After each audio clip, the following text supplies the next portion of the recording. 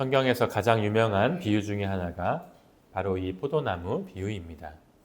이 비유의 핵심은 관계와 친밀함에 있습니다. 예수님은 참 포도나무이시고 아버지는 농부라고 말씀하십니다. 그리고 우리는 무엇입니까? 그 포도나무에 붙어있는 가지입니다. 우리가 그 포도나무에 붙어있는 꼭 예수님께 붙어있을 수 있는 방법은 예수님이 하신 말씀을 따라 살아가는 것입니다. 예수님은 이것을 너희가 내 안에 거한다고 말씀하셨습니다. 우리가 예수님 안에 거할 때 우리는 어떤 삶을 살 수 있을까요? 예수님 안에 거할 때 우리는 열매 맺는 삶을 살 수 있습니다. 예수님은 너희가 내 안에 있지 않으면 열매를 맺을 수 없다고 말씀하셨습니다. 여기에는 두 가지 의미가 있습니다. 하나는 말 그대로 예수님 안에 있지 않으면 열매를 맺을 수 없다, 이 말이 있고요. 또 한 가지는 그리스도인이라면 열매를 맺어야 한다라는 말도 들어 있습니다. 사도 바울은 자신의 모든 삶을 그리스도 안에서 발견했습니다. 에베소서를 비롯한 바울 서신을 읽어보신 분들은 아시겠지만 유독 많이 나오는 표현이 그리스도 안에서라는 표현입니다. 그리스도 안에서, 그리스도 예수 안에서.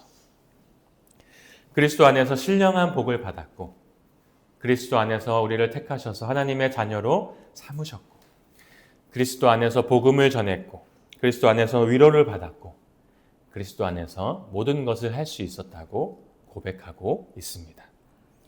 바울을 비롯한 많은 사람들의 능력이 바로 그리스도 안에서 나온 것입니다.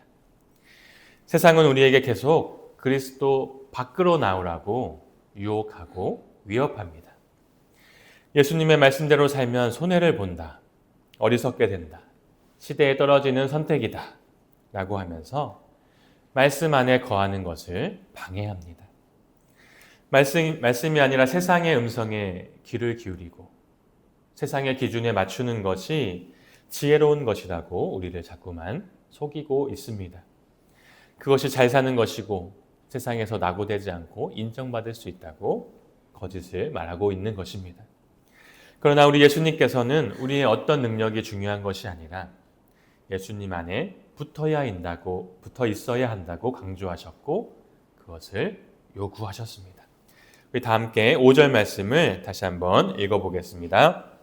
나는 포도나무요 너희는 가지라. 그가 내 안에 내가 그 안에 거하면 사람이 열매를 많이 맺나니 나를 떠나서는 너희가 아무것도 할 수 없음이라. 아멘. 예수님 안에 있으면 자연스럽게 때가 되면 열매를 맺게 된다고 말씀하고 계십니다. 그래서 우리의 능력은 열매를 많이 맺는 것이 아니라 예수님의 말씀에 귀를 기울이며 그 안에 머물러 있는 것이 우리의 능력이 되는 것입니다. 예수님을 떠나면 우리는 아무것도 할 수 없습니다. 예수님은 포도나무의 이 비유를 통해서 우리가 예수님 안에 있어야 하고 그렇게 가까운 관계가 되어야 한다고 말씀하셨습니다. 그리고 이 말씀의 결론은 바로 사랑입니다. 사랑. 9절부터 12절까지의 말씀 좀 길지만 우리 다 같이 한번 읽어보겠습니다. 아버지께서 나를 사랑하신 것 같이 나도 너희를 사랑하였으니 나의 사랑 안에 거하라. 내가 아버지의 계명을 지켜 그의 사랑 안에 거하는 것 같이 너희도 내 계명을 지키면 내 사랑 안에 거하리라. 내가 이것을 너희에게 이름은 내 기쁨이 너희 안에 있어 너희 기쁨을 충만하게 하려 함이라. 내 계명은 곧 너희가 너희를 사랑한 것 같이 너희도 서로 사랑하라 하는 이것이니라. 아멘. 이 말씀의 결론은 사랑인데 이렇게 함으로써 나의 사랑 안에 거하라.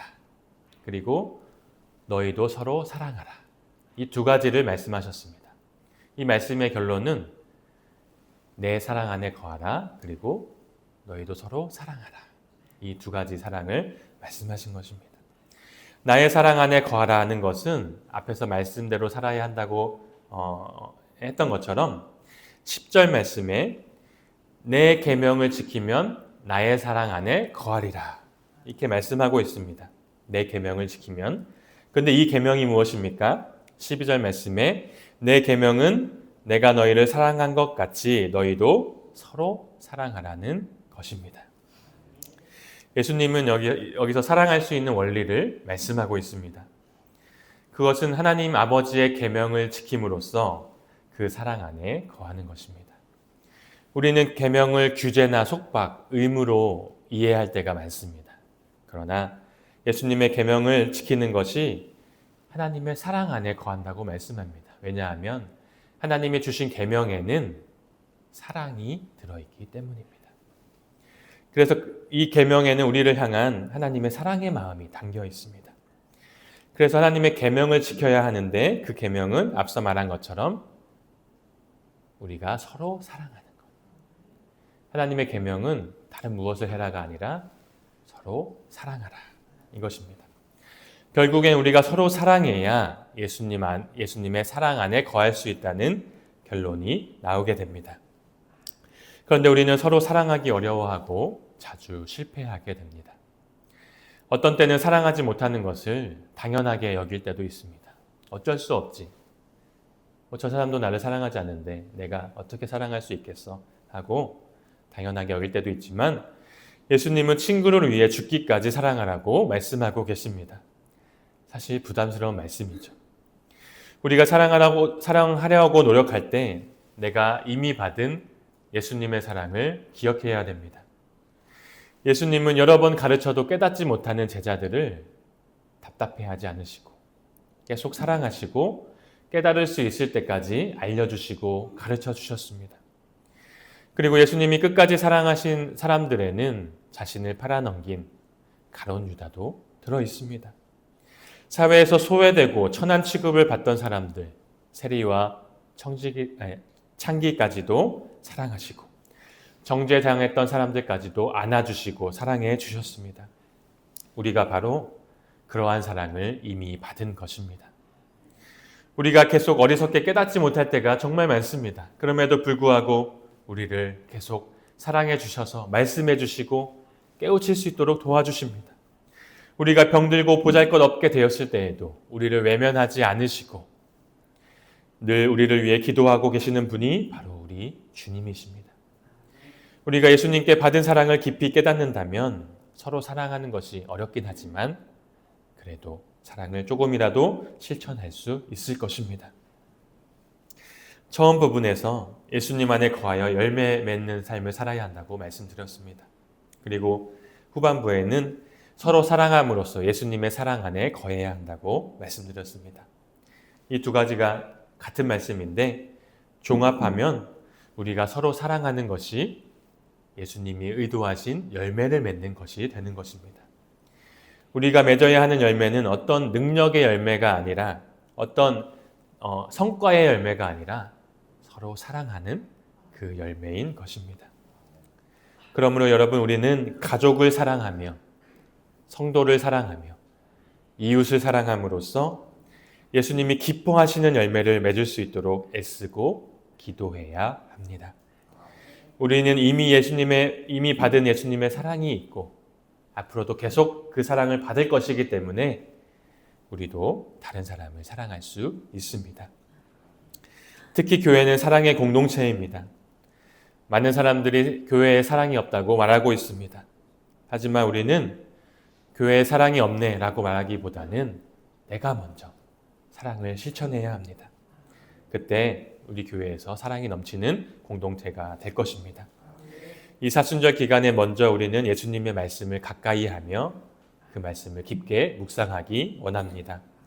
그 말씀이 결국 하나님을 사랑하라는 것이구나. 결국 서로 사랑하라는 말씀이구나. 이것을 깨닫게 될 것입니다. 그것이 우리가 맺을 수 있는 열매입니다. 서로 사랑함으로써 예수님의 사랑 안에 거하고 아름다운 열매를 많이 맺을 수 있는 여러분 되시기를 주님의 이름으로 축원합니다.